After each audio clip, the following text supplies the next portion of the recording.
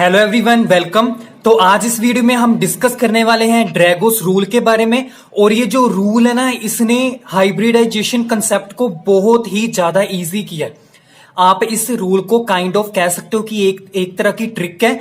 इस ट्रिक से अगर आप सोल्व करोगे कोई भी कंपाउंड की, अगर आपने हाइब्रिडेशन निकालनी है, तो इस रूल ने काफी उस कंसेप्ट को, हाइब्रिडाइजेशन कंसेप्ट को काफी इजी किया है।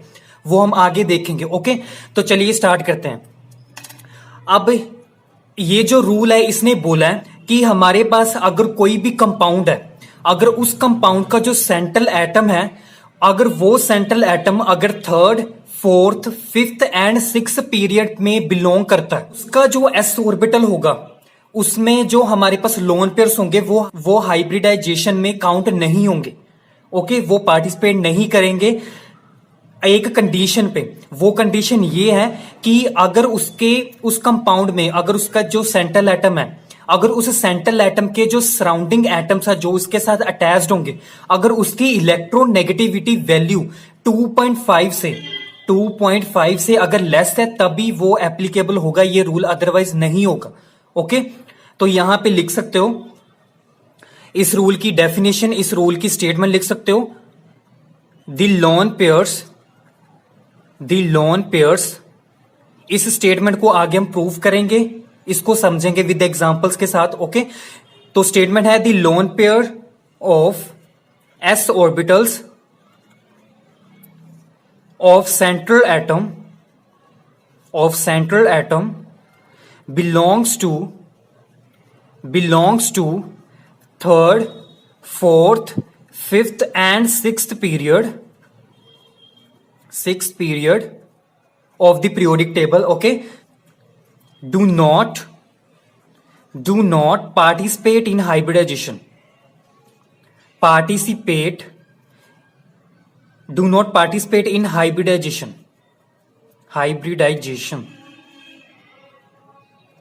Okay, condition क्या है? if the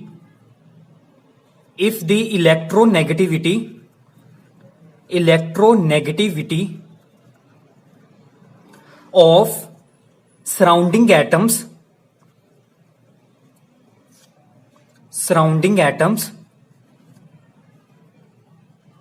is less than 2.5. Okay, इस रूल ने बताया कि अगर हमारे पास कोई भी ऐसा मोलिक्यूल है जिसमें उसका जो सेंट्रल एटम है, ओके, अगर वो central atom third, fourth, fifth और सिक्स्थ पीरियड को बिलोंग करता है, ओके, तो उसके जो एस ऑर्बिटल में लोन पेयर्स होंगे वो क्या करेंगे? हाइब्रिडाइजेशन में पार्टिसिपेट नहीं करेंगे। कह सकते हैं, आप इसको कह सकते हो कि उसका जो हमारे पास एस ऑर्बिटल होगा वो पार्टिसिपेट नहीं करेगा किसमें? हाइब्रिडाइजेशन में। ओके, कंडीशन क्या है? तब ये रूल एप्लीकेबल होगा। ये मोस्ट इंपोर्टेंट कंडीशन है। अगर उस सेंट्रल एटम के, अगर उसके सराउंडिंग एटम्स की इलेक्ट्रोनेगेटिविटी वैल्यू 2.5 से कम हुई तो, ओके, अगर 2.5 से ज्यादा होगी, ग्रेटर होगी, 3, 4, 5 ऐसे कुछ होगी, तो क्या होगा? ये वाला रूल एप्लीकेबल नहीं होगा। ओके, तो उस केस में क्या होगा? हमारे पास जो सेंट्रल एटम का जो एस ऑर्बिटल होगा वो हाइब्रिडाइजेशन में पार्टिसिपेट करेगा। तो इस स्टेटमेंट को हम एग्जांपल से समझते हैं। फॉर एग्जांपल हमारे पास है NH3, PH3, ASH3, SBH3 and bismuth, ये वाला BiH3। ओके, तो यहां पे देखो, ये हमने कंपाउंड कंसीडर किया। यहां पे हमारे पास क्या है? इस कंपाउंड का सेंट्रल एटम क्या है? नाइट्रोजन। इसका क्या है? P, इसका है ये और ये। ओके, तो ये वाले क्या है? हमारे पास सभी कंपाउंड्स में क्या है? सेंट्रल एटम है। ओके, तो इस सेंट्रल एटम के सराउंडिंग एटम्स क्या है? सभी के हाइड्रोजन है, कॉमन है। ओके, तो यहां पे हाइड्रोजन की इलेक्ट्रोनेगेटिविटी अगर यहां पे 2.5 से कम हुई, ओके, तो यहां पे इनके जो एस ऑर्बिटल होंगे वो पार्टिसिपेट नहीं करेंगे हाइब्रिडाइजेशन में। ओके, तो हाइड्रोजन की इलेक्ट्रोनेगेटिविटी वैल्यू 2.5 से ग्रेटर हुई, तब ये इनके जो एस ऑर्बिटल होंगे वो पार्टिसिपेट करेंगे इन हाइब्रिडाइजेशन में। ओके, तो देखो यहां पे ये जो नाइट्रोजन है वो किस पीरियड में बिलोंग करता है? वो करता है सेकेंड पीरियड में। ये सेकेंड पीरियड का है। ओके, फॉस्फोरस क्या है? देखो यहां पे ऐसे होता है ना, ये नाइट्रोजन है, उसके नीचे फॉस्फोरस आता है, फिर ये आता है। ओके, तो यहां पे देखो, ये नाइट्रोजन सेकंड पीरियड का है, ये थर्ड का है, ये फोर्थ का, ये फिफ्थ का और ये सिक्स्थ का। ओके, तो यहां पे देखो स्टेटमेंट क्या है, सेकंड पीरियड में तो ये लागू नहीं होगी, ये जो रूल है वो सेकंड पीरियड के एलिमेंट्स के लिए नहीं है, वो थर्ड फोर्थ फिफ्थ और सिक्स्थ पीरियड के एलिमेंट्स के लिए है। ओके, तो यहां पे नाइट्रोजन के, चाहे नाइट्रोजन के साथ हाइड्रोजन है, अगर उसकी इलेक्ट्रोनेगेटिविटी अगर 2.5 से कम भी हो रही है, ओके, तो यहां पे ये रूल नहीं एप्लीकेबल होगा, क्योंकि यहां पे ये सेकंड पीरियड का है और इसका जो s ऑर्बिटल होगा वो पार्टिसिपेट करेगा हाइब्रिडाइजेशन में। ओके, तो यहां पे आपकी इंफॉर्मेशन के लिए बता दूं कि यहां पे जो हाइड्रोजन होता है, हाइड्रोजन की जो इलेक्ट्रोनेगेटिविटी वैल्यू होती है वो 2.5 से कम ही होती है। ओके, तो इसकी जो वैल्यू होती है हाइड्रोजन की इलेक्ट्रोनेगेटिविटी की, वो होती है 2.2, वो लेस होगी ना 2.5 से। तो यहां पे ये एप्लीकेबल होगा ड्रैगोस रूल इन कंपाउंड्स में, सिर्फ इन कंपाउंड्स में। ओके, तो ये हमारे पास हो गया फॉस्फोरस थर्ड पीरियड का, ये हो गया फोर्थ का, ये फिफ्थ का है हमारे पास, और ये है सिक्स्थ का। तो यहां पे हमारे पास सिर्फ इन्हीं कंपाउंड्स में सिर्फ ड्रैगोस रूल एप्लीकेबल है। ओके, इसमें नहीं है। ओके, तो यहां पे देखो इन वाले कंपाउंड्स में क्या होगा, इन वाले कंपाउंड्स में क्या होगा, इनके जो s ऑर्बिटल होंगे वो क्या है, पार्टिसिपेट नहीं करेंगे हाइब्रिडाइजेशन में। यहां पे लिख सकते हो can't participate in hybridization. Okay, तो देखो अगर यहां पे इनके मॉलिक्यूल्स के s ऑर्बिटल पार्टिसिपेट ही नहीं कर रहे हाइब्रिडाइजेशन में, तो हाइब्रिडाइजेशन की कुछ वैल्यू ही नहीं आएगी, मतलब sp3 sp2 sp3d ये कुछ भी नहीं शो करेंगे। मतलब काइंड ऑफ कह सकते हो इन सभी की हाइब्रिडाइजेशन बिल्कुल भी नहीं होती। आप सर्च मार लो गूगल पे या कभी भी किसी से पूछ लो, इन ये कंपाउंड्स क्या है, इनकी हाइब्रिडाइजेशन शो ही नहीं होती, ये कभी भी शो नहीं करते। ओके, चाहे ये तो कर सकते हैं बट ये कभी भी नहीं करेगा, वैसे भी ये कभी भी नहीं करते, ये सभी के सभी कंपाउंड्स। इन कंपाउंड्स को उन्होंने नाम दिया कि जो कंपाउंड्स हाइब्रिडाइजेशन शो नहीं करते हैं, उन कंपाउंड्स को उन्होंने नाम दिया ड्रैगोस कंपाउंड्स, ड्रैगोस कंपाउंड्स। तो ये जितने भी हमारे पास हैं, ये फोस्फीन होता ना, इसका नाम फोस्फीन है। ओके, तो ये जितने भी कंपाउंड्स हैं, ये चार के चार ये क्या है, ड्रैगोस कंपाउंड्स हैं। मैंने तो सिर्फ नाइट्रोजन फैमिली के उठाए हैं, ऑक्सीजन के भी हो सकते हैं, ठीक है। तो यहां पे जितने भी होंगे, अगर कोई भी हमारे पास फैमिली है, उस फैमिली में अगर उनके एलिमेंट्स हैं थर्ड फोर्थ फिफ्थ सिक्स के पीरियड को बिलोंग कर रहे हैं, तो वहां पे ड्रैगोस कंपाउंड्स काइंड ऑफ कह सकते हैं कि वो ड्रैगोस कंपाउंड्स हैं, उनकी हाइब्रिडेशन नहीं आ सकती कभी भी। ओके, तो आपको तो अमोनिया की हाइब्रिडेशन पता है ना कितनी होती है, वो क्या होती है, sp3 होती है, ये तो आपको पता है। बट इनकी कुछ वैल्यू कभी भी नहीं आ सकती हाइब्रिडेशन, हम कह नहीं सकते ये sp3 है sp2, कुछ भी नहीं हो सकता। ओके, अगर फॉर एग्जांपल मैं यहां पे इन सभी एलिमेंट्स के साथ अगर ऐसा एटम लगा दूं, ऐसे सराउंडिंग एटम्स लगा दूं जिनकी इलेक्ट्रोनेगेटिविटी वैल्यू 2.5 से ग्रेटर हो, ओके, तो उन केस में क्या होगा, उन केस में ये वाला रूल एप्लीकेबल नहीं होगा। तो कंडीशन सिर्फ यही है, सराउंडिंग एटम्स के साथ क्या होनी चाहिए, उनकी इलेक्ट्रोनेगेटिविटी वैल्यू 2.5 से लेस होनी चाहिए, तभी ये एप्लीकेबल है। अगर मैं फॉर एग्जांपल ये वाला कंसीडर करता हूं, पी लिया मैंने फोस्फोरस, ओके, थर्ड पीरियड का है, यहां पे मैं ऐसा इसके साथ सराउंडिंग एटम अटैच करता हूं, तो इससे क्या होगा, यहां पे जिसकी वैल्यू 2.5 से ग्रेटर हो, फॉर एग्जांपल मैंने यहां पे लगाया क्लोरीन, 3 क्लोरीन लगा दिए फोस्फोरस के साथ। ओके, तो यहां पे मैंने फोस्फोरस के साथ 3 क्लोरीन लगा दिए, और जो क्लोरीन की इलेक्ट्रोनेगेटिविटी वैल्यू होती है वो क्या होती है हमारे पास 3.16 होती है, वो क्या है, ग्रेटर है 2.5 से। तो इस कंपाउंड में ये वाला कंपाउंड अब ड्रैगोस कंपाउंड नहीं है, तो इसकी कुछ हाइब्रिडेशन वैल्यू आएगी, इसमें जो फोस्फोरस का s ऑर्बिटल होगा वो पार्टिसिपेट करेगा हाइब्रिडाइजेशन में। ओके, क्योंकि इसका जो सराउंडिंग एटम्स है वो क्या है, उसकी जो इलेक्ट्रोनेगेटिविटी वैल्यू है वो 2.5 से ग्रेटर है। ओके, तो इस केस में इसकी जो हाइब्रिडेशन वैल्यू आती है वो आती है sp3। ओके, तो अगर मैं इन कंपाउंड्स के साथ Cl लगा दूं या कुछ भी F लगा दूं, मतलब इलेक्ट्रोनेगेटिविटी वैल्यू जिनकी ज्यादा है, ज्यादा किनकी होती है, हैलोजेंस की होती है ना, तो अगर मैं इनके एलिमेंट्स के साथ, इन एलिमेंट्स के साथ हैलोजेंस एटम्स अटैच्ड कर दूं, तो इनकी कुछ हाइब्रिडेशन वैल्यू आएगी। ओके, तो ये था ड्रैगोस रूल। नेक्स्ट हम बात करते हैं कि जैसे हमारे पास ये ड्रैगोस कंपाउंड थे, ड्रैगोस कंपाउंड हाइब्रिडाइजेशन शो क्यों नहीं करते, हम उसका रीजन देखते हैं। ओके देखो, जैसे इसमें हाइब्रिडाइजेशन का कंसेप्ट लगेगा। ओके जैसे मैंने एग्जांपल ली CH4, यहां पे ये मिथेन मॉलिक्यूल लिया मैंने। ओके यहां पे सेंट्रल एटम क्या है, कार्बन है, और सराउंडिंग एटम्स क्या है इसके, हाइड्रोजन है। ठीक है, सेंट्रल एटम की कॉन्फ़िगरेशन उठाई मैंने 1s2 2s2 2p2। Okay 6 atomic number, configuration ये होगी। यहां पे देखो ये हो गया हमारे पास ग्राउंड स्टेट, हम ड्रॉ करते हैं, ये हो गया 2s और ये हो गया 2p।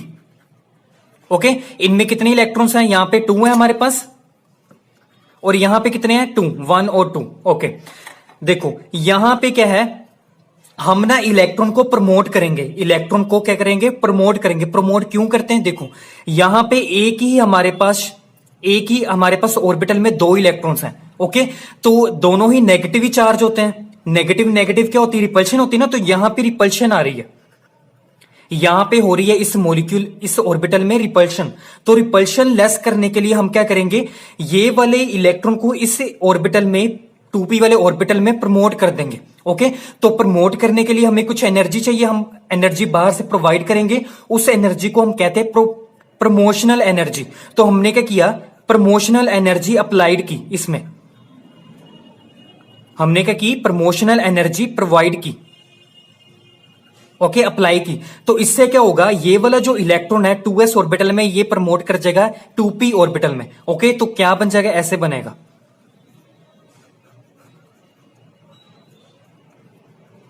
ओके ये बन गया, यहां पे एम्प्टी था, अब ये फिल हो गया। ओके देखो अब इससे क्या होगा, देखो यहां पे हाइड्रोजन चाहिए, हाइड्रोजन कितने अटैच्ड है, 4।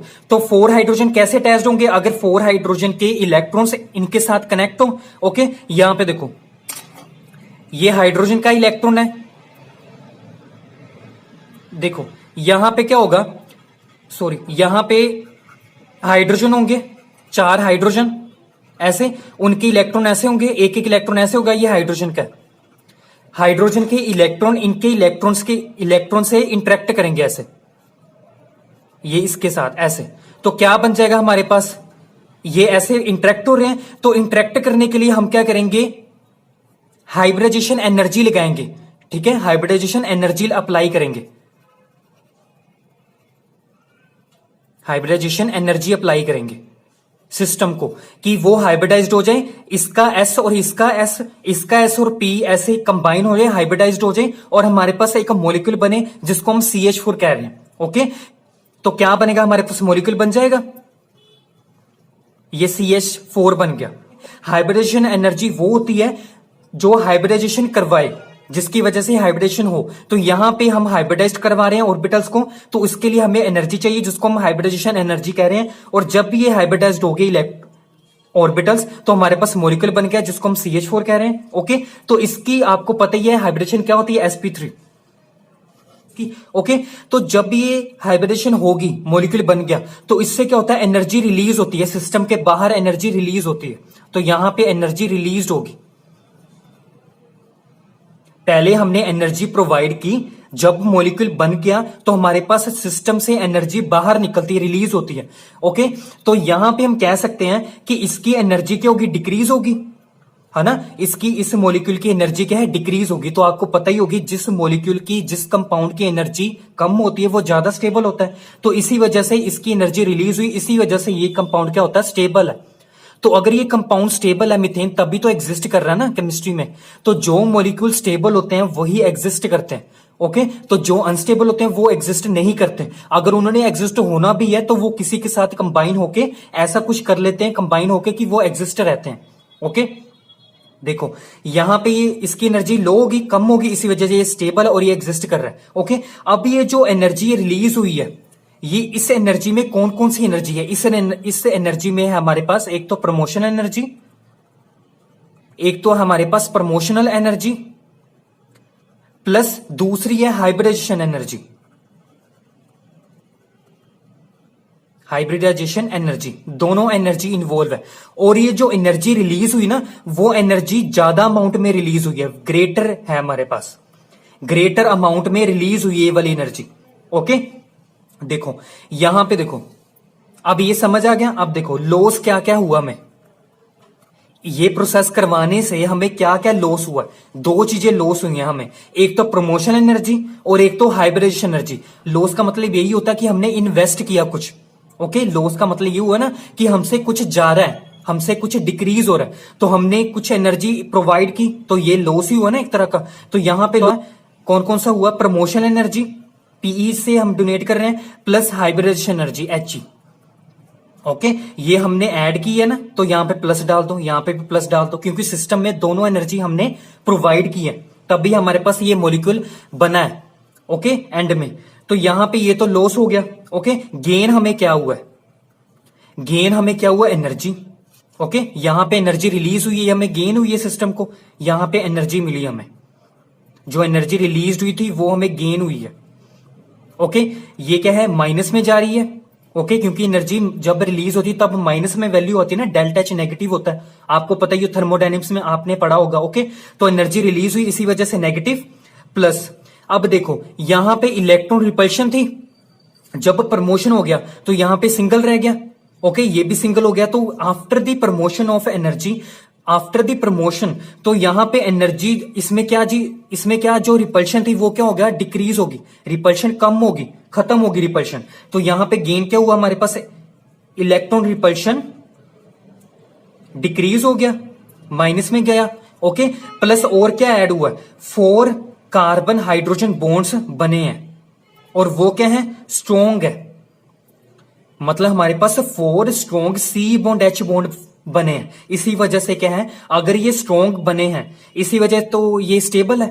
ओके, तो गेन हमें बहुत सारी चीजें हुई हैं, लॉस में तो 2 चीजें हुई हैं, बट गेन में 3 चीजें हमें मिली हैं। एक तो ये एनर्जी मिली, एक रिपल्शन कम हुआ इलेक्ट्रॉन का, और हमारे पास 4 सी बॉन्ड एच जनरेट हुए हैं। अब हम जितना भी हमने ये प्रोसेस पढ़ा है, ये डिस्कशन की है CH4 के लिए, अब हम कोई भी ड्रैगोस कंपाउंड उठाते हैं, उसमें सिर्फ सारा कुछ सेम कंसेप्ट लगाते हैं, देखते हैं हाइब्रिडेशन हमें मिलती कि नहीं मिलती। ओके, जैसे मैंने PH3 कंपाउंड उठाया, PH3, इसके लिए हम डिस्कस करते हैं सभी प्रोसेस। ओके, हाइब्रिडेशन भी और प्रमोशन वाला भी। ओके, देखो जैसे इसमें सेंट्रल एटम क्या है, फॉस्फोरस, सराउंडिंग क्या है, हाइड्रोजन। फॉस्फोरस की इलेक्ट्रॉन कॉन्फ़िगरेशन क्या होगी, 1s2 2s2 2p6 3s2 3p3, ये तो आपको पता ही है। ठीक है, एटॉमिक नंबर 15 होता है, तो यहां पे ये उठाया 3s2 3p3, वैलेंस उठाते हैं हम। ओके, ये 3s और ये 3p। ओके, यहां पे 2 इलेक्ट्रॉन्स और यहां पे 3 इलेक्ट्रॉन्स, ऐसे। ओके, अब हम करेंगे यहां पे क्या है, इलेक्ट्रॉन रिपल्शन है, जैसे उस केस में था CH4 में। अब हमने क्या करना है, इस रिपल्शन को कम करना, और कैसे करेंगे, प्रमोशनल एनर्जी अप्लाई करके इस सिस्टम को। ओके, हमने क्या किया, प्रमोशनल एनर्जी अप्लाई की,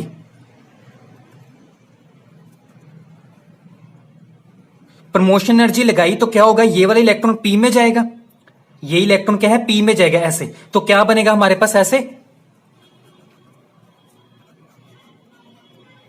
ये वाला इलेक्ट्रॉन सिंगल रह गया, अब ये इलेक्ट्रॉन यहां पे आ गया। देखो अब जब प्रमोशन कर दी तब भी तो ये वाला इलेक्ट्रॉन इस इलेक्ट्रॉन को रिपेल कर रहा है। अब दिक्कत आ गई ना, क्योंकि यहां पे तो रिपल्शन थी, ठीक है, प्रमोशन से तो यहां पे रिपल्शन रिड्यूस होगी, खत्म होगी, बट यहां पे रिपल्शन जनरेट होगी, तो प्रमोशनल एनर्जी अप्लाई करने का तो कोई फायदा ही नहीं हुआ।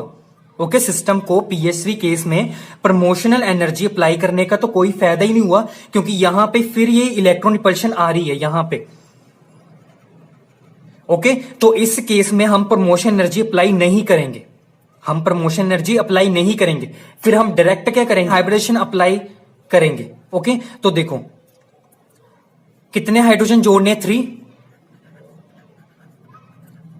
3 हमारे पास हाइड्रोजन के 1s हो गए, उनमें एक एक इलेक्ट्रॉन है। ओके, अब देखो यहां पे तो प्रमोशन नहीं हो सकती, डायरेक्ट ये इसके साथ इंटरेक्ट करेगा, ये इसके साथ करेगा, और ये इसके साथ इंटरेक्ट करेगा। ओके, इंटरेक्ट करने के लिए हमें हाइब्रिडेशन एनर्जी अप्लाई करनी पड़ेगी। तो हमने क्या किया, ये वाला तो हमें चाहिए ही नहीं सिस्टम में, प्रमोशन एनर्जी तो हमें चाहिए नहीं, क्योंकि इलेक्ट्रॉन रिपल्शन आ जाएगी। तो डायरेक्ट हमने क्या किया, यहां पे हाइब्रिडाइजेशन एनर्जी अप्लाई की, तो इससे क्या हुआ, ये इसके साथ इंटरेक्ट करेगा, ये इसके साथ, और ये इसके साथ इंटरेक्ट करेगा, तो फॉस्फोरस के साथ 3 हाइड्रोजन जनरेट हो गए, 3 हाइड्रोजन बॉन्ड फॉर्म हो गए। ओके। और ये वाला जो हमारे पास एस ऑर्बिटल में जो इलेक्ट्रॉन्स हैं, जिसको हम ये जो एस ऑर्बिटल में इलेक्ट्रॉन्स है वो पार्टिसिपेट नहीं कर रहे हैं, अब पार्टिसिपेट नहीं ना कर रहे जैसे CH4 के केस में कर रहे थे। तो यहां पे तो ऐसे ही रहेंगे ये, ओके। जब हमारे पास कोई भी ऑर्बिटल में जो इलेक्ट्रॉन्स होते हैं, इलेक्ट्रॉन पेयर जो पार्टिसिपेट नहीं करते हाइब्रिडेशन को, उसे हम क्या कहते हैं, लोन पेयर। तो ये है हमारे पास लोन पेयर, ओके। तो आपको पता लग गया ना ड्रैगोस रूल क्या कहता था कि हमारे पास ये क्या है, थर्ड पीरियड का है ना, तो थर्ड पीरियड का है, फोर्थ पीरियड का है, फिफ्थ का है या सिक्स्थ पीरियड का कोई एलिमेंट है, तो इसमें जो हमारे पास एस ऑर्बिटल के जो लोन पेयर्स होंगे वो हाइब्रिडाइजेशन में पार्टिसिपेट नहीं करेंगे, क्योंकि ये तो पार्टिसिपेट नहीं कर रहा, नहीं ना कर रहा, कौन कर रहा है, सिर्फ प्योर पी ऑर्बिटल कर रहा है इसका, ठीक है। तो यहां पे ये बन गया। तो अगर हम बात करते हैं लॉस और गेन की, देखते हैं लॉस में क्या हो रहा है और गेन में क्या मिल रहा है हमें। लॉस में देखो, उस लॉस में क्या था, CH4 के केस में क्या था, हमारे पास प्रमोशन एनर्जी और हाइब्रिडेशन हमने अप्लाई की थी। तो यहां पे तो प्रमोशन एनर्जी तो अप्लाई नहीं की हमने, ओके। सिर्फ क्या अप्लाई किया हमने, हाइब्रिडेशन एनर्जी। तो लॉस में हमारे क्या जाएगा, हाइब्रिडेशन एनर्जी, ओके। गेन में क्या जाएगा, अब गेन में हमें क्या मिलेगा, गेन में हमें देखो ये जब ये कंपाउंड बन गया तो यहां पे भी एनर्जी रिलीज होगी, यहां पे भी हमारे पास एनर्जी रिलीज होगी। ये जो एनर्जी रिलीज हुई ना, ये हमारे पास लेस अमाउंट में रिलीज होगी, ये एनर्जी लेस अमाउंट में रिलीज होगी। क्यों होगी, क्योंकि उस केस में क्यों ग्रेटर आ रही थी, क्योंकि वहां पे दो एनर्जीज थी, एक तो प्रमोशनल और एक थी हाइब्रिडेशन एनर्जी। तो टोटल हमारे पास एक ये एनर्जी थी, एक ये एनर्जी थी, तो टोटल हमारे पास ज्यादा एनर्जी बन रही थी, है ना। हमने सिस्टम को ज्यादा एनर्जी प्रोवाइड की थी, तो ज्यादा ही एनर्जी हमें गेन में मिली थी। तो यहां पे तो सिर्फ एक ही एनर्जी है, तो सिर्फ क्या है, सिंपल कुछ एनर्जी तो ये वाली मॉलिक्यूल को बनाने में लग गई, है ना। तो थोड़ी सी एनर्जी रह गई होगी, वो सिस्टम से रिलीज होगी, तो इसी वजह से क्या है, लेस मिल रही है। तो ये जो एनर्जी है वो इससे, ये वाली एनर्जी क्या है, इस एनर्जी से भी कम है, ओके। ये वाली एनर्जी हाइब्रिडेशन एनर्जी से भी कम है, ओके। तो यहां पे हम गेन में लिख सकते हैं एनर्जी रिलीज्ड, ओके। और ये जो एनर्जी रिलीज्ड है वो क्या है, लेस देन हाइब्रिडेशन एनर्जी। क्यों, because promotion energy is missing, promotion energy तो है ही नहीं है सिस्टम में, ओके। प्लस और क्या चीज हमें मिली है, और हमें मिला है, देखो अभी सिस्टम ने एनर्जी कम रिलीज की है, सिस्टम में एनर्जी कम रिलीज की है, तो इस वाले मॉलिक्यूल में एनर्जी ज्यादा होगी फिर, है ना। तो यहां पे हम कह सकते हैं कि अगर इसमें एनर्जी ज्यादा है तो इसके बॉन्ड में भी एनर्जी ज्यादा होगी, P बॉन्ड H में, इन सभी में एनर्जी ज्यादा होगी। तो जिस सिस्टम की, जिस कंपाउंड की एनर्जी ज्यादा होती है तो वो मॉलिक्यूल क्या होता है, अनस्टेबल होता है, मैंने अभी बताया, ठीक है। तो हमारे पास 3 P बॉन्ड H बॉन्ड बने और वो क्या होंगे, वीक। क्यों, क्योंकि एनर्जी हमारे पास क्या है, ज्यादा है, ओके। तो इसी वजह से हमारे पास जो PH3 मॉलिक्यूल होता है वो क्या होता है, हमारे पास अनस्टेबल। तो इसी वजह से जितने भी हमारे पास ड्रैगोस कंपाउंड्स होते हैं वो क्या करते हैं, हाइब्रिडाइजेशन में इन्वॉल्व नहीं होते, उनकी हाइब्रिडेशन की वैल्यू कभी भी नहीं आती, इसी वजह से। तो आई होप आपको अब समझ आ गया होगा कि ड्रैगोस रूल क्या होता है एक्चुअल में, ओके। यहां पे हमारा ड्रैगोस रूल खत्म होता है। सो आई होप ये वीडियो आपको काफी हेल्पफुल रही होगी। तो ऐसे ही वीडियोस के लिए प्लीज चैनल को सब्सक्राइब जरूर करें and thank you for watching.